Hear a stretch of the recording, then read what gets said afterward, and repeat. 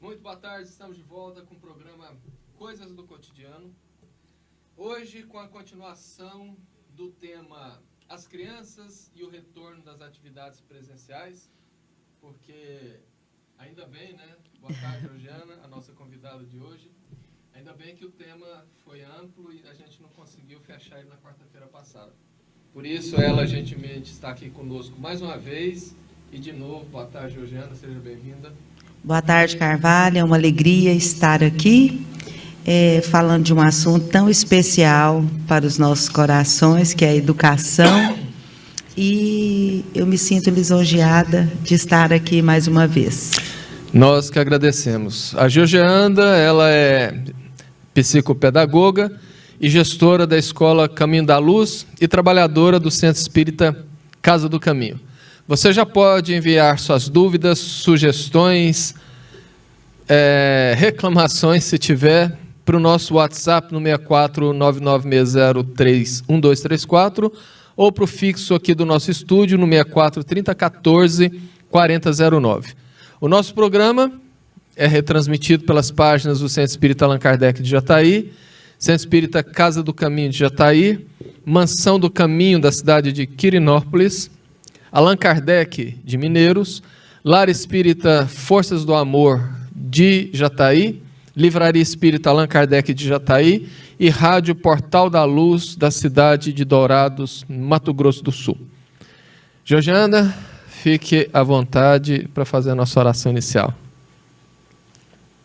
Senhor de amor e bondade, mais uma vez estamos aqui diante de Ti, entregando os nossos corações, os nossos sentimentos em Suas mãos. Que nós possamos, Senhor, sermos portadores de aprendizados especiais na tarde de hoje. Que o Seu amor e Sua luz se façam presentes nos corações de todos aqueles que estão conosco nessa jornada da educação, nos acompanhando nesse programa, e que juntos possamos formar um banquete de luz, de amor, de aprendizado, e que isso seja, Senhor, estímulos para a nossa evolução. Gratos estamos pela oportunidade de professarmos também a fé espírita, motivo maior de estarmos aqui na divulgação dessa doutrina especial que nos auxilia a mantermos firmes, com passos firmes na jornada. Gratidão, Senhor, e ser conosco no hoje e no sempre das nossas vidas. E que assim seja. Mais um feriado prolongado? Mais um feriado. Eita, nossa, a meninada deve estar eufórica. Nossa, imagina, né? Hoje foi um dia festivo lá na nossa escola. Por quê? Comemoração do Dia do Livro, né? Que aconteceu dia 18. As datas comemorativas, né, formaram, assim, são polêmicas junto aos historiadores, né? Mas eu particularmente acho importante, e porque nos faz, né, movimentar em nome de um assunto, né, de um tema especial.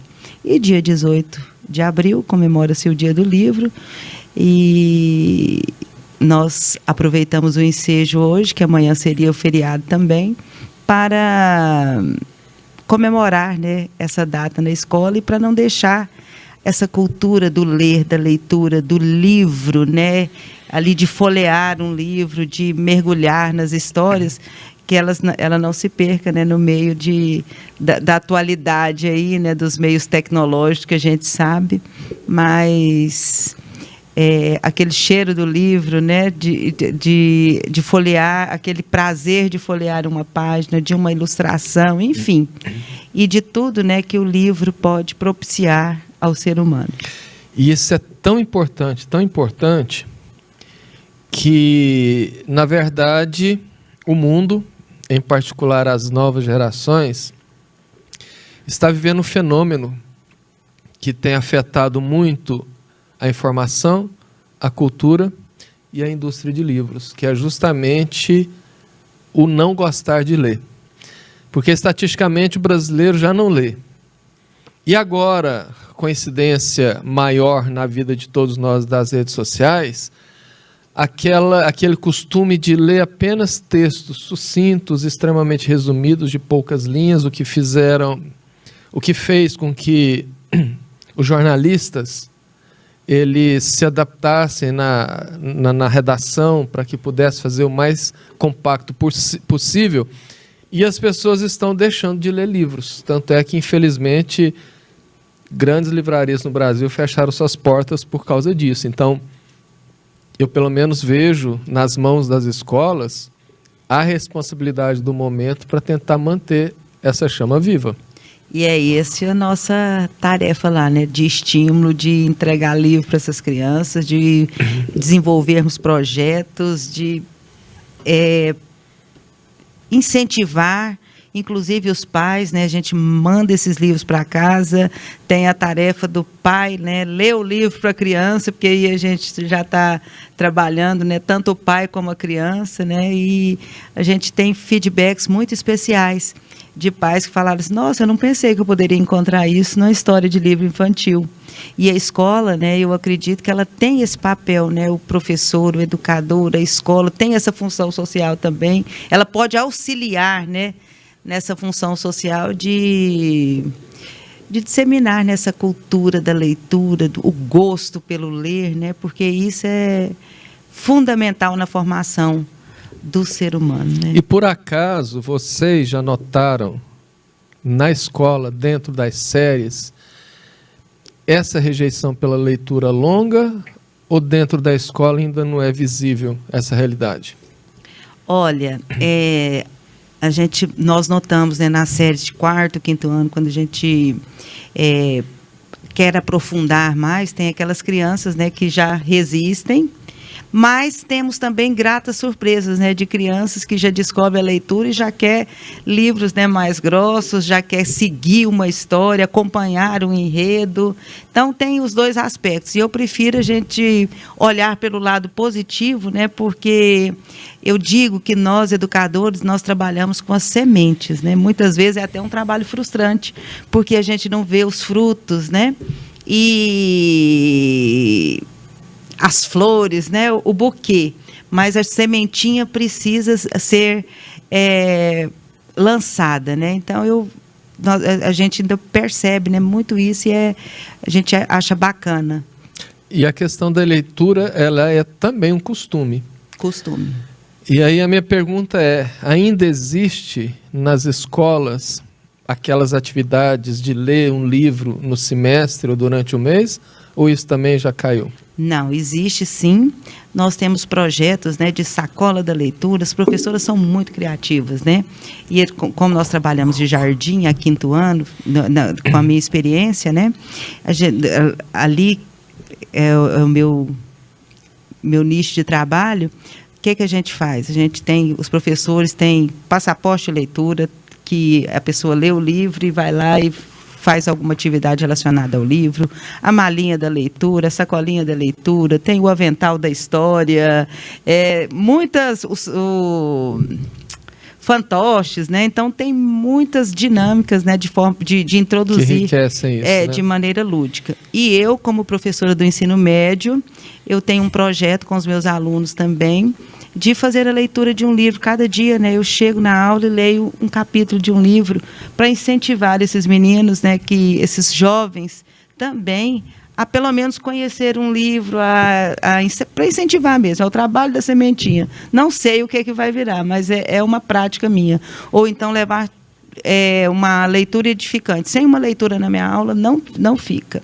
Porque eu trabalho com a área de humanas também, ou uma leitura edificante, ou esse ano, particularmente, eu estou com um projeto de ler uma história, né? E aí cada dia é como se fosse uma novelinha, né? Aquela novelinha do rádio, de antigamente, retomando, né? Retomando. E, voltando para o nosso assunto, aquelas crianças que nasceram ali entre 2015, 16, talvez 17, e que iniciaram a alfabetização e logo em seguida veio a pandemia. IAS isolou praticamente 2 anos da escola. Então a gente pode colocar que elas cresceram durante a pandemia. Você acha que é possível elas não estranharem esse retorno ao normal, ou seja, esse retorno às atividades presenciais, ou isso já tem aparecido como um certo problema? Não, as crianças, a criança ela é muito pura, né, e muito entregue. Então esse problema nós não temos. O que está acontecendo, né, que nós estamos correndo atrás do prejuízo, é da lacuna pedagógica que se formou aí, né? Então, para as crianças, né, não terem assim aquela perda, né, no sentido do aprendizado mesmo, daquele processo de alfabetização, porque as crianças ficaram mais de 2 anos, né, sem o contato com o professor. E como falamos, né, no programa anterior, essa pandemia trouxe, né, a essencialidade do professor. E as crianças retomaram a escola, né, estão nas aulas assim com muita alegria mesmo. E quero ser mais otimista ainda. Nós estamos, os pais estavam com saudade da escola e hoje eu vejo assim uma alegria dos pais de estarem devolvendo seus filhos para a escola. E nesse atraso de 2 anos, naturalmente houve um atraso naquela cronologia natural que faz um paralelo entre idade e série cursando. Como que vocês estão lidando com isso? Porque, por exemplo, vamos supor, eu estou aqui chutando um número. Uma criança de 12 anos deveria estar o quê? Na 4ª série. E agora ela perdeu 2 anos. Como que seria o trabalho disso? O que acontece? Isso, né, como termo técnico, nós chamamos de distorção idade-série.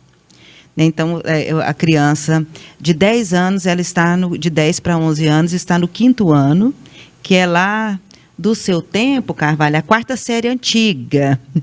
Do tempo do Claudinho. Do seu tempo é aquela 4ª série antiga, né, está o 5º ano. Acontece que dentro dessa pandemia, nós, professores, nos reinventamos. O que acontece na prática, Carvalho? As crianças de 10 anos estão lá no 5º ano, porque nós tivemos aula online, tivemos avaliação ali, né, que o pai ia lá, buscava atividade, ou acompanhava online, fez. Não ficou com a distorção idade-série. O que ficou foi uma lacuna pedagógica, aquilo que eu falava anteriormente. E agora nós estamos correndo, que a criança está lá no 5º ano, mas o 4º e o 3º ano, ela fez praticamente só em casa. E a gente sabe que o professor faz falta. Então, para preencher essa lacuna pedagógica, é que nós estamos trabalhando em cima de projetos de reforço, correndo de avaliações diagnósticas, né, periodicamente, para observar o nível dessa criança e ver onde a gente precisa de entrar com o remédio, né? Por acaso,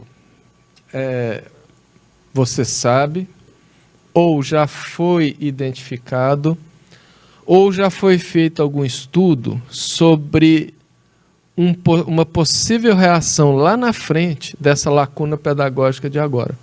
Porque muitas coisas que acontecem, nós só vemos o resultado a médio ou longo prazo. Então eu acredito que em algum momento do futuro deva ter alguma consequência e que talvez seja uma consequência grave. Existe algum prognóstico, alguma projeção, algum estudo sobre isso? Estudiosos, né, dessa parte técnica da educação, né, já afirmaram que é mais ou menos uns 10 anos ainda a gente correndo atrás desse prejuízo. Adaptando.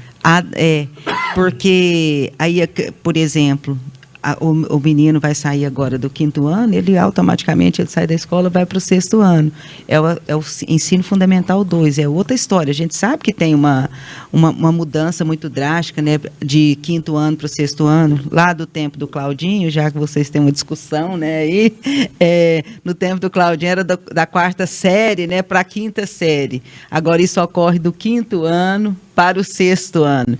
Então, a gente sabe que é igual, assim como do 9º ano para o ensino médio, né? Para o 1º ano, lá, que era o Carlos Chagas, o colegial, aquela coisa. Eu né? lembro bem que o Claudinho estava entrando no Carlos Chagas, eu estava entrando na pré-alfabetização. Isso eu tenho uma memória muito nítida disso. É, né? Nossa Senhora, essa disputa aqui, nem vou entrar no meio. E nessa nova realidade, Georgiana, as crianças que deveriam se adaptar ao retorno presencial, ou nós adultos, em particular vocês professores, que devem se adaptar ao novo comportamento dessas crianças? Nós adultos adaptar ao novo comportamento. Por quê? Como eu falo, né, que a escola na qual eu sou gestora são 1.000 crianças. É a maior escola de jardim a 5º ano do município de Jataí. Então, ali eu consigo ter uma amostragem de uma realidade do nosso município. E eu tenho visto, né, os nossos professores ansiosos. Por quê? Porque ele não quer que o aluno dele fique para trás, né? Então, ele está acostumado ali com o 5º ano a aplicar aquele conteúdo. Então, todos os dias, nós temos que atender professores na orientação educacional e dizer, calma, vamos lembrar que esse menino ficou 2 anos sem estudar? Então, os professores estão também meio perdidos. Estão. E nós precisamos ancorar esses professores, porque eles são os líderes das crianças. Então, a tarefa maior agora está com os professores. Porque o professor, é natural de um professor que o aluno aprenda, que o aluno fique forte, né? Nós estamos nos tempos do aluno, né? Do forte, mas é natural disso, e isso é bom, né? Porque estimula os meninos, né? Estimula o processo de ensino-aprendizagem. Porém, nós estamos precisando de ancorar até emocionalmente esse professor, que ele fica ansioso e aflito. E agora, meus meninos até agora não sabem isso. Mas é natural que ele não saiba por conta da lacuna pedagógica. E a gente precisa nós estamos ali sempre acalmando os professores. E eu acredito que isso é uma realidade mundial. Agora a gente vai entrar na temática educação espírita. Porque, afinal de contas, nós estamos num programa espírita. Georgiana, nós sabemos da importância da evangelização infantil.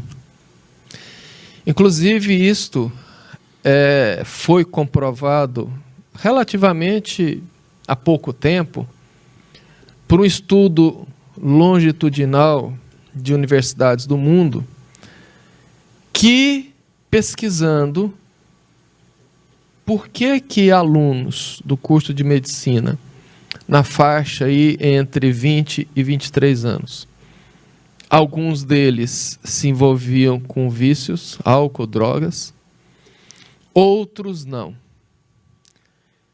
Se não me engano, foi a Universidade de Yale que fez esse estudo. Eu posso estar enganado. E eles pesquisaram praticamente todas as alternativas, todas as variáveis no mundo, e chegaram à conclusão que não era diferença sociocultural, que não era diferença financeira, econômica, que não era diferença familiar, enfim. Eles não acharam nada e foram então aprofundando os estudos até chegarem à conclusão que aqueles alunos que, quando entraram na universidade, logo nos primeiros anos, não se deixaram levar pelas fantasias da vida, principalmente pelos vícios, foram alunos que os seus pais, independente da religião, principalmente após a segunda infância, os levavam para uma educação religiosa. Então nós temos aí a comprovação científica da importância da evangelização na formação da personalidade da criança. Ok, só que temos que entender o seguinte: a pandemia foi geral, a pandemia atingiu todos os segmentos da sociedade. Os centros espíritas também fecharam. A evangelização infantil também fechou. Foram feitas, obviamente, evangelizações online, mas no caso específico da evangelização não é a mesma coisa do que, por exemplo, um estudo do Evangelho online, onde os adultos estão ali interessados e participam. Então acaba que ficou aquela evangelização que não teve o efeito esperado. Bom, graças a Deus estamos retornando à normalidade e as evangelizações infantis retornaram. Então minha pergunta é, em relação especificamente à evangelização infantil, você acha que seria necessário que os evangelizadores, que as evangelizadoras focassem em temas específicos para essas crianças que estão retornando? E se sim, quais os temas? Olha, evangelização infantil, né, não importando nem qual a religião, mas essa base religiosa para as nossas crianças, ela é assim fundamental. Eu acredito, né, em relação a temas, em relação à sua questão, eu acredito que essa pandemia também, ela trouxe uma mudança também de pensamentos para nós, trouxe assim, muitas transformações até no nosso jeito de pensar, de agir, coisas que para nós, antes da pandemia, pareciam fundamentais, parece que perdeu o sentido. Então, eu acredito que essa pandemia trouxe para o mundo uma repaginação. E a doutrina espírita, né, no caso da evangelização espírita, também, que é o foco também, né, do nosso assunto, ela precisa acompanhar o que está acontecendo no mundo. Então, o que poderíamos, né, trabalhar nessa evangelização? Quantas perdas nós tivemos? O ressignificar essa perda, os apegos, as chegadas e partidas, a efemeridade das coisas, né? É tudo tão efêmero. E a promessa de reencontro? A promessa de reencontro, dentro de uma perspectiva daquilo que a doutrina espírita sabe fazer, trazer o consolo para a alma. E por que não trazer esse consolo aos pequenos? Que perdeu o vovô, que perdeu a vovó às vezes, um familiar querido, um tio, uma mãe, um irmão, enfim, né? Em outras palavras, aproveitando os acontecimentos atuais, porque a pandemia não passou, né?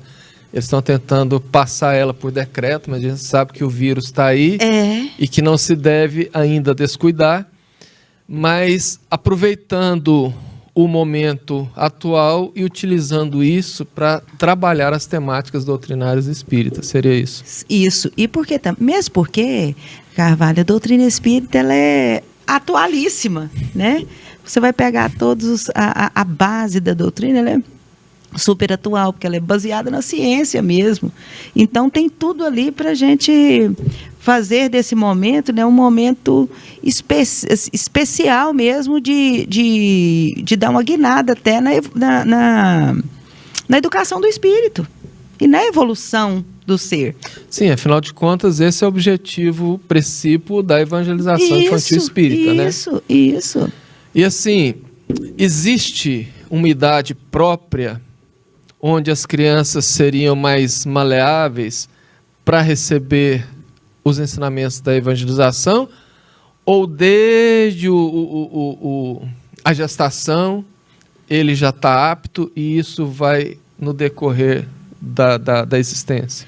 A primeira infância, né, é a base. Então, é da gestação até os 7 anos, é aquela oportunidade que os pais, né, têm de introduzir, de incutir, né, coisas, renovação para aquele espírito que já é um espírito velho, né, que só está chegando num corpo novo. Então, e esses ensinamentos da primeira infância são aqueles, né, que vão ficar gravados ali para sempre. Agora, claro que a gente não vai deixar do 8, do 9, não. Todos os dias é dia de aprendizado, de renovar. Nós gostaríamos de encurtar o caminho, né? Porque quando a gente traz para a nossa para a nossa rotina, né?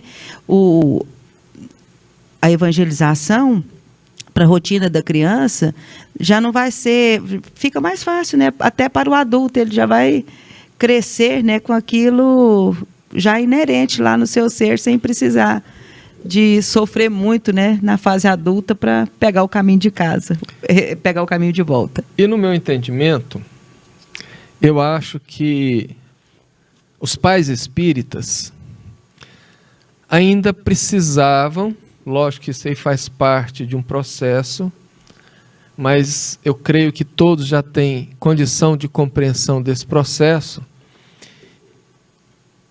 Na verdade, precisavam compreender que a evangelização não é apenas aquela aulinha que se leva os filhos uma vez por semana no centro. Como a educação convencional não é só aquele momento onde o pai ou a mãe leva a criança até a escola, deixa ela lá para ser instruída e busca depois. A educação é no dia a dia, é com a vivência, é com o exemplo dos próprios pais. E a evangelização espírita, principalmente. O teólogo Karl Barth, que é americano, inclusive reverendo protestante, ele diz que o evangelho é um estilo de vida. Ou seja, o evangelho não é religião, é um estilo de vida. E eu concordo com ele em número, gênero e grau. Por quê? Porque o que Jesus ensinou é para a vida, é para todos os momentos. Então, a evangelização infantil, ela deveria se dar na convivência dos pais com a criança, principalmente através do exemplo dos pais. E aí aquela aulinha, uma vez por semana, ela seria uma espécie de reforço daquilo que ela deveria estar vendo dentro de casa. Porque é melhor para falar de evangelho do que a nossa própria conduta. Do que é melhor para exemplificar o evangelho, aquele pai que não grita com a mãe, aquela mãe que não grita com o pai, que não se engalfiam, que não brigam, que não furam a fila, que não jogam o lixo pela janela do carro, que não pedem para mentir, vai lá, atende, fala que o papai não está em casa, ensinando a mentir desde cedo. Então, para que exemplificação melhor do que essa do evangelho? Você concorda? Claro, é evidente que se a palavra convence, o exemplo arrasta. Né? Então, isso aí é sem discussão, porque o evangelho do Cristo, né, ele precisa ser experienciado todos os dias. É por isso que nós estamos aqui na Terra. Nós vamos conseguir todos os dias? Não vamos, porque estamos num planeta também de provas e expiações. Mas o que conta é o esforço para experienciar isso todos os dias. E as crianças estão precisando de exemplos positivos. Estão precisando. Porque a educação melhor é o próprio exemplo. É o exemplo. Como você disse, o exemplo ele é o único método de educação possível. Não adianta um pai ou a mãe falar para uma criança, faça o que eu falo, mas não faça o que eu faço. Não existe. Porque, por exemplo, se o pai está tomando uma cerveja no almoço de domingo em casa, é direito dele? É direito dele. Mas não adianta ele voltar-se para o seu filho e falar assim, meu filho, o papai pode tomar porque ele é adulto, você é criança. Qual é a mensagem que ele está passando para o filho? Hoje você não toma porque você é criança, mas quando você for maior, você pode tomar. Você pode. Então, para que deseducação maior do que essa? E a criança cresce vendo o pai fazer determinadas coisas, ele vai entender que aquilo é correto, porque o exemplo dele é o pai, o espelho dele é o pai e a mãe. Que tipo de criança, aliás, que tipo de adulto se esperar em uma sociedade daquela criança que cresceu, por exemplo, vendo o pai agredir a mãe? Imagina. A primeira namorada que ele arrumar, ele vai bater nela porque ele acha que aquilo é normal, ele cresceu vendo aquilo dentro de casa. Ele chega num lugar e ele vai fazer as coisas do jeito que ele quer, no grau máximo de arrogância, porque ele cresceu sem saber o poder do não dentro de casa. Então ele acha que o mundo tem que fazer como ele quer, porque ele gritava, o pai comprava o tênis. Ele gritava, a mãe comprava o celular. Então ele passa a entender que o mundo é dele desde que ele grite. Então a gente começa a formatar uma sociedade bastante complicada a partir do momento que os pais não dão exemplos. E tem outra, nós podemos até aprofundar nesse assunto, Carvalho, Você foi me falando aí, me ocorreu. Você percebeu nos noticiários quantas mortes nós temos, quantos feminicídios por conta de companheiros que não sabem lidar com a frustração do não quero esse relacionamento? Hoje mesmo eu estava conversando... É demais, é um negócio, né? Hoje mesmo eu estava conversando com uma amiga muito querida que tem um filho que tem um grau de inteligência altíssimo para a idade dele. E basta dizer que desde que ele começou a falar, ele é bilíngue. Ele fala português e inglês fluentemente. Extremamente inteligente. Ele, hoje, muito novo, ele se interessa por assuntos no YouTube como anatomia, fisiologia, né? Uma criança assim que aos 4, 5 anos está interessada nesse tipo de assunto, não está na média. Tá, mas sim, ele tem um probleminha. Ele não aceita o não. O que adianta ter todas essas qualidades e não saber lidar com o não? Quando ele adolescer, por exemplo, ele pode talvez desenvolver uma certa arrogância, porque se acha muito acima da média e as coisas acontecem do jeito que ele quer. Então isso é muito complexo. E pegando o gancho do exemplo que você deu, nós podemos sim projetar em muitas situações dolorosas que a gente vê nas páginas policiais a dificuldade para lidar com as negativas. Principalmente crianças que não são acostumadas a lidar com frustrações ou com perdas, são aquelas que quando perde a namorada, por exemplo, quer se matar. Ou matar a namorada. Ou matar a namorada. Ou matar e cometer o autoextermínio, né? Nós vivemos hoje uma realidade onde a maioria dos pais, para não dizer a totalidade, dizem que seus filhos preferem viver o mundo virtual, ou seja, preferem ficar na internet o dia inteiro, do que, por exemplo, passear no parque. Do que, por exemplo, dar uma volta de bicicleta com os filhos. Isso reflete tanto na educação convencional, como nós estamos vendo também nas evangelizações infantis. Você acha que isso tem alguma relação com o tempo do isolamento social pela pandemia, ou isso é um processo por conta do advento das redes sociais e da liberalidade dos pais frente ao uso, por exemplo, de equipamentos eletrônicos? Olha, fazendo uma análise, essa história já vem vindo. E como psicopedagoga, eu acompanhando, né, 97, eu acho que 99, que eu fiz a minha especialização em psicopedagogia, ali a gente já estudava os transtornos, né, das crianças. E eles existem? Existem. Mas hoje, por exemplo, nós temos, né, aquelas crianças com déficit de atenção e hiperatividade. E, às vezes, eu me deparo com a situação ali do pai querer o apoio, né, o professor de apoio ali para acompanhar. E a saúde hoje não é considerada, a criança que tem hiperatividade, ela não tem direito a um profissional ali exclusivo para ela, como os outros transtornos. E aí a gente vai entender por quê. Teve um momento que tinha sim. Por quê? Porque essa criança, essa hiperatividade, a causa maior, um dos aspectos, não é a causa, né? Um dos aspectos que pode auxiliar muito como é que eu digo? No controle desse transtorno, é o limite. É o limite. É igual quando essa criança que não pode ouvir não, que você disse, tem um nome bonito, né? Chama-se TOD, transtorno opositivo desafiador, né? O não para ele também desafia, ele se irrita, ele fica bravo, ele chuta. Então, que nós podemos também, né? Só te atalhando, e no grau mais brando, ele questiona e tenta argumentar. Isso. E aí, por quê? Porque ele tem um argumento para tudo. São espíritos velhos num corpo novo. E o pai precisa ter um equilíbrio muito grande, porque às vezes ele vai achando bonitinho, porque é bonitinho ter um filho inteligente. Né? A gente acha, motivo de orgulho. De orgulho, vaidade. Inclusive. Porém, esse espírito já nasceu naquele lar ali, naquela condição, para desenvolver também a moralidade.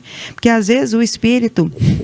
Ele vem ali muito inteligente, pouco moralizado. E ele fica muito sozinho, porque ele fica lá em cima com a inteligência dele. Ele não tem fraternidade, às vezes, com o outro, né, que tem dificuldade de aprender, que tem as limitações, né, da convivência. Então, o que eu digo? O papel dos pais acompanhando, dando limite, já auxilia e muito na condução dessas crianças com os transtornos. Demais. E isso vai fazendo com que esse menino também se torne mais autônomo, um cidadão de bem, e o pai se sinta vitorioso também por ter feito a tarefa de casa. Mas o pai precisa ter uma firmeza, precisa arrastar com o exemplo, precisa estar ancorado no tripé espiritualidade, medicina e psicologia, precisa estar ancorado. E o sucesso virá, mas precisa disso e precisa da firmeza. Você acha que é possível mudar essa realidade da meninada extremamente ligada aos equipamentos eletrônicos, ou basta apenas fazer uma adaptação ou uma readequação? Olha, com essa história, né, o computador, o tablet, o celular virou a Smart TV, né, virou uma babá eletrônica, né, para esses pais. Eu não sei qual será o fim disso, mas eu sei que nós podemos, né, enquanto a gente não sabe qual o fim disso, nós como pais, né, o que a atualidade nos pede? Vamos voltar para aquelas brincadeiras, né? Tudo aquilo que remete à infância, a gente incentivar os nossos filhos a fazer. Nós temos aqui, por exemplo, na nossa cidade, né, tantos parques. Não, hoje nós vamos fazer um piquenique. Vamos correr, vamos andar de bicicleta. E aí, para isso, o pai também precisa de se movimentar. Precisa estar disponível. Aí a pergunta para a gente conseguir reverter essa situação. Nós temos pais realmente disponíveis para os filhos? Não basta pagar para fazer, nem mandar ir. Tem que estar junto. Eu preciso trabalhar porque eu tenho que colocar comida dentro de casa. Mas nós não estamos falando de quantidade de tempo. Nós estamos falando de qualidade. E tempo com qualidade, o pai... O que acontece? Às vezes o pai também, como ele não tem tempo de qualidade com o filho, ele se sente culpado e se torna permissivo.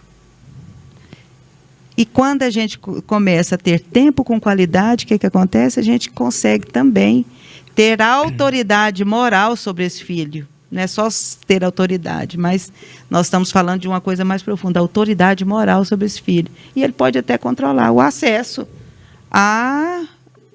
às mídias, né?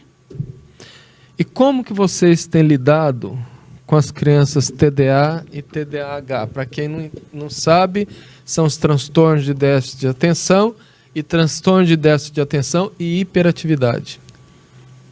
Limite, disciplina e disciplina. E estimulando também, é a primeira coisa, né? Incentivando no limite, mas também trabalhando, né, com essa questão do limite, que é uma dificuldade dessas crianças. E aí, quando a gente ele consegue internalizar que ali na escola é um momento que ele tem para se dedicar, aí nós vamos estimulando aquilo que ele tem de facilidade. Então, por exemplo, tem crianças, né, que aí a gente entra lá na teoria, né, das inteligências múltiplas, a gente costuma incentivar aquilo que a facilidade dele. Às vezes é para português, às vezes é na matemática, às vezes é a inteligência musical, e assim por diante. A gente começa a incentivar. Tem crianças que são muito proativas, então aquele menino, a gente coloca ele como ajudante da sala. Às vezes ele é hiperativo, mas ele é um pouco agressivo. Não, hoje é você que vai cuidar desse coleguinha seu aqui. E trabalhando essa questão também da empatia, né? do cuidado, do zelo, da responsabilidade. E assim, a nossa luta é essa. Você acha, ou você concorda, que alinhar o ensinamento evangélico ao ensinamento escolar convencional poderia ajudar no crescimento da criança? Ajuda demais, porque é o que nós trabalhamos lá na escola. A nossa escola, né, eu tenho essa experiência, porque nossa escola é vinculada ao Centro Espírita Casa do Caminho, e desde a sua criação, ela foi uma escola criada, né, não para ser mais uma escola, mas uma escola que aliasse a inteligência emocional e espiritual com a inteligência ali cognitiva, né? Então, com o saber cognitivo, com o saber das emoções, né, com a educação, né, das emoções e também espiritual. E isso tem dado muito certo. Isso sempre deu certo. Porque o bem, ele precisa ocupar o seu lugar na sociedade. Então, é uma oportunidade. Então, hoje nós temos ali aulas, né, de valores humanos, porque o homem de bem, ele ocupa, né, qualquer espaço de maneira honrosa. E esse é o nosso objetivo em qualquer religião.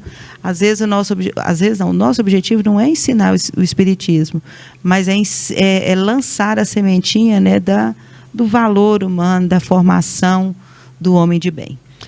E é possível fazer isso sem confrontar, ou melhor, sem chocar as ideologias religiosas dos pais? Demais, porque ali, né, como eu disse, é uma escola de 1000 alunos, nós temos ali uma amostragem, né, de uma sociedade. Não tem como a gente... a doutrina espírita, ela não é seletiva, né, ela é inclusiva. Então, ali nós temos pessoas, né, de todas as religiões, e que nunca tivemos um confronto. Porque a gente está caminhando, né, para aquela visão também, né, do amor universal, né, que une todos os povos. Mas lá existe especificamente uma educação religiosa ou não?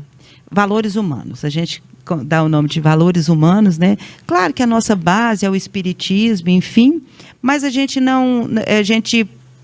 pega, né, assim, utiliza do espiritismo a parte mais evangélica, dos valores, a parte mais do evangelho de Jesus, né?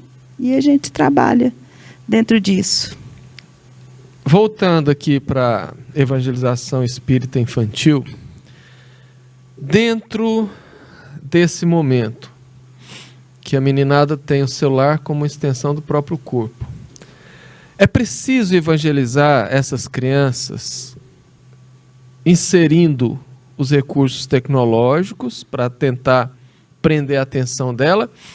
Ou isso é dispensável frente, por exemplo, a dinâmicas criativas que as evangelizadoras possam imprimir? Eu acredito que... Eu acho assim, que na evangelização a gente podia... Eu acho que já é até uma proposta, né, de dar um descanso para o menino das tecnologias, né, e trazer para esse dinamismo ao qual você se refere. Tem tanta coisa que pode ser feita que esse menino não vai nem lembrar que existe, né? Porque ali é a oportunidade de conviver, né? Tem tantas dinâmicas, tanta coisa. E a criança, ela é muito acessível. É muito acessível.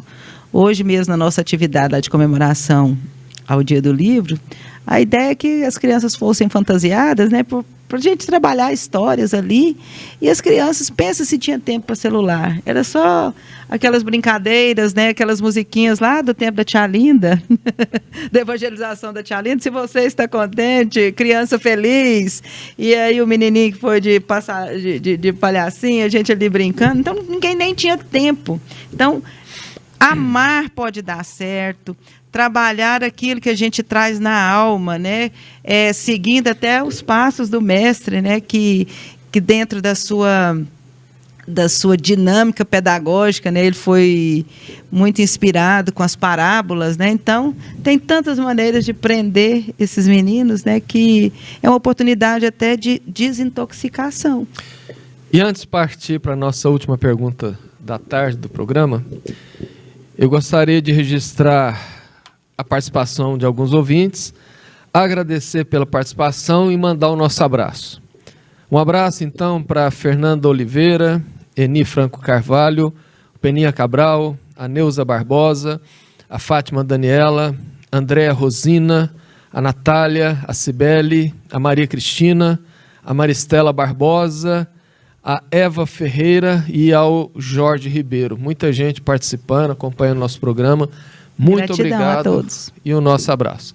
Georgiana, o que você falaria para os pais e as mães que nos ouvem em relação ao retorno dos filhos às atividades presenciais? Que sejam muito bem-vindos, que é importante essa parceria do pai com a escola, com a instituição, e não só com a escola, com a evangelização também. Porque nós estamos percebendo também que as casas espíritas estão retomando ali meio timidamente, né? E que nós precisamos, né, de vocês na casa espírita, precisamos das crianças de vocês, né? Porque é isso que traz a alegria, né, para casa. E voltando para o âmbito educacional, que todos sejam muito bem-vindos, né? E que acreditem e que não deixem nessa proposta de educação se perder, que os pais se tornem parceiros da escola, né?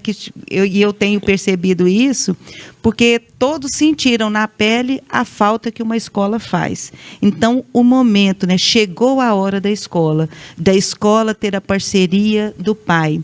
Então, pai, vocês saibam, serão sempre bem-vindos, né, nas instituições escolares, porque o olhar de vocês, né, não só o olhar de crítica, ou porque às vezes tem pai que chega na escola, né, só para reclamar, mas vai lá na escola do seu filho para falar: nossa, essa atividade foi legal, foi bacana, que bom, professora, que você fez isso. Mas vá também: olha, parece que eu não estou achando legal essa situação, porque isso ajuda. O que você não quer que aconteça com o seu filho, você não quer que aconteça com o filho do outro, né? Então, aborde o gestor, aborde o seu professor, né, de maneira amorosa também, para que façamos, né, da educação, da escola, da educação escolar também, um celeiro de bênçãos e de luz. Temos aqui uma participação de última hora para o Claudinho Cardoso, o nosso abraço. Gostaria de dizer que sem ele o programa não existiria. Ele é fundamental. Georgiana, mais uma vez, muito obrigado pela sua disposição de vir aqui 2 quartas-feiras seguidas. Lembrando para os nossos ouvintes que o nosso próximo programa ele é dedicado a responder os questionamentos que os ouvintes nos enviaram e nos enviar durante essa semana. O tema é o mesmo, as crianças e o retorno às atividades presenciais. Contamos com a participação de todos. E nesse momento, então, eu convido a todos para que possamos elevar os nossos pensamentos a Jesus e agradecer por esse momento tão abençoado de aprendizado, discussão saudável, a fim de reflexionarmos sobre um dos temas mais importantes da nossa vida, que é a educação, sobretudo a educação de nossas crianças, porque é nesse momento que nós estamos formatando a sociedade do futuro. Dessa maneira, pedimos as bênçãos do nosso Mestre amado para o restante dessa semana. Louvamos a Deus, pelo nome do qual então encerramos o programa da noite. Que Jesus possa nos iluminar hoje e sempre. Muito obrigado e que assim seja.